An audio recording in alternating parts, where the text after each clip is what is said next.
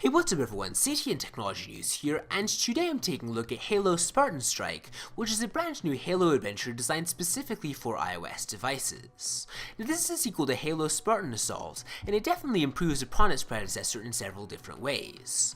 The changes do feel more minor than revolutionary, but with that said, the improvements on a game that was already great to begin with, making Strike an even better dual-stick shooter for your iOS device. So when it comes to the controls, Halo Spartan Strike is pretty much an identical control scheme to Spartan Assault. The only changes worth mentioning have to do with the vehicles. Basically, the controls are a lot tighter this time round, they're more responsive, and that definitely makes controlling vehicles a lot easier. That's definitely a good thing though, because Spartan Strike does throw in a lot more vehicle-based combat at you at a faster and earlier pace than Assault did. Now speaking of general changes, Spartan Strike also makes some significant changes to the credit and weapons upgrade system.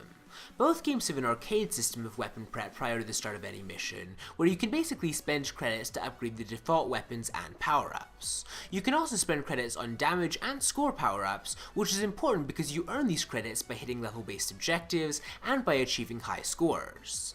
The big catch is that any weapon or upgrade purchased applies only for the next mission playthrough, meaning that players should probably think about how much they want to spend on what mission. Now the good news is that in Spartan Strike, the amount of credits earned in each mission, as well as the cost for weapons, has seen a significant reduction in compared to Assault. Also, the first 6 missions are relatively easy to earn lots of credits on without upgrading your hero, which means by the time the difficulty gets tough, you should have a decent batch of currency available to customize your weapons and power-ups. There's also some pretty cool weapons you can upgrade to, such as the Spartan Laser and the Rocket Launcher.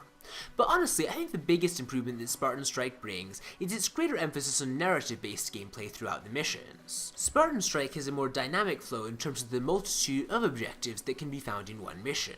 For example, you might start searching for a convoy, which then translates to an escort quest for said convoy, while occasionally being interrupted to go on a fetch or switch quest, all of which is accompanied by a narrative that at least gives you a purpose for what you're doing.